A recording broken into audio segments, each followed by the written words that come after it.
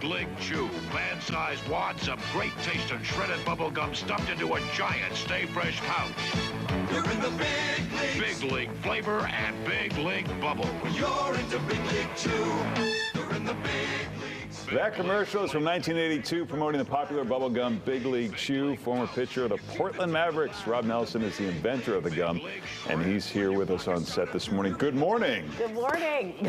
You called me. Yeah. Good morning. Yeah. Pleasure to be here. So this was a brainchild of yours when you were a pitcher in the minor leagues, and tell us how it all came about.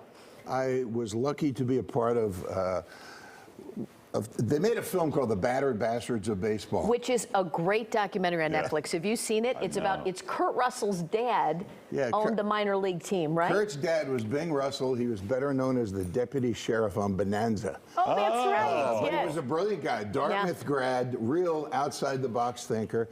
And as luck would have it, in the 70s, an independent team could play in an affiliated league. So we were kind of like the misfit toys in a league of Walla Walla Padres. Ozzie Smith played against us, all that stuff. So it was really an us against them kind of mentality. I had been playing baseball overseas. I was in South Africa teaching school in Cape Town and pitching on weekends.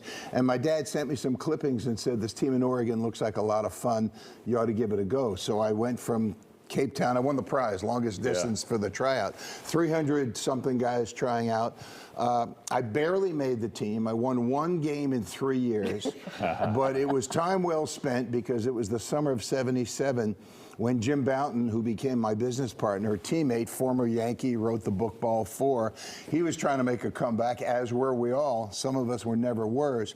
But he asked me if I'd ever chewed the other stuff. And I said, I tried tobacco once and it never made sense to me. It just didn't appeal to me. I couldn't throw batting practice after 30 seconds of that. And it was maybe an inning or two later when I said, suppose we shredded gum and put it in a pouch and we could look cool but not make ourselves ill.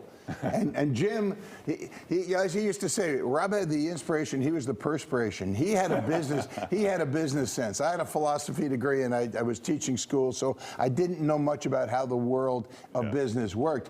But Jim said more than anything else, number one, Rob, I love that idea. Number two, what would you call it? And I remember my response was in the form of a question. I said, I don't know, Big League Chew? Yeah. I mean, it was just I remember when that came out because I was 13 playing baseball. No and kidding. it just, that was amazing. We had to have it. What gave you the insight of a kid to know that that would be a huge hit? Well, when I didn't make the team, I asked Bing if I could start a baseball day camp, the Little Maverick Baseball School. And in my travels after college, I did a lot of coaching at clinics and so forth. And I'm basically a big kid myself. Yeah. So I think it came from the fact that I always chewed a lot of gum. I always loved baseball. And there's a White Sox connection to this, too, because when I was a kid, one of my favorite players was Nellie Fox, who was the Hall of Fame second baseman, who was known for two things. He had a big, thick-handled bat you could hit almost with either end.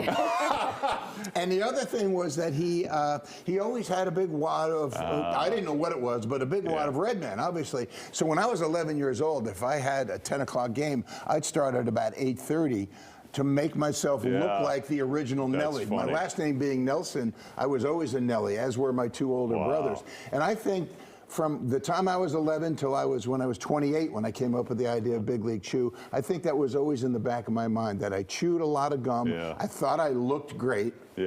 And I think that's where it came from more than anything else. Well, it's been around all these years, and you have some, you have different players. Custom packaging. Look at that. Sales are about to soar. So no am I question. right to assume that there's no regrets that your baseball career didn't take off because this is paying for your life, I would hope? Well, you know, as my two older brothers say, Rob, you didn't make the Hall of Fame with your arm, but your gum is there. So that's something. That's great. You know, that's really something. It's a funny thing about growing up in a family. Our dad was a New York City cop, and when I told him I was going to major in philosophy at Cornell, and he never said, what are you going to do with that? I said, well, when he finally did, I said, I'll become a waiter, go to grad school, pay off my student loans, I'll end up teaching somewhere. But my family never thought that my wacky ideas were off the chart. And I think that was the key thing for me. When I became a teacher, when I became a coach, that that whole nature of being forgiving and any idea is worth talking about really came home to roost because one win in 3 years, and so now I went from school teacher to bubblegum baron. So. Hey, it's a good lesson. It's a great story. Rob Nelson, thanks for being with us. Thank you so much. Great to meet you. Thanks for the packaging. I got to crack some of that open right now. We got some. Yeah, finally. That's great.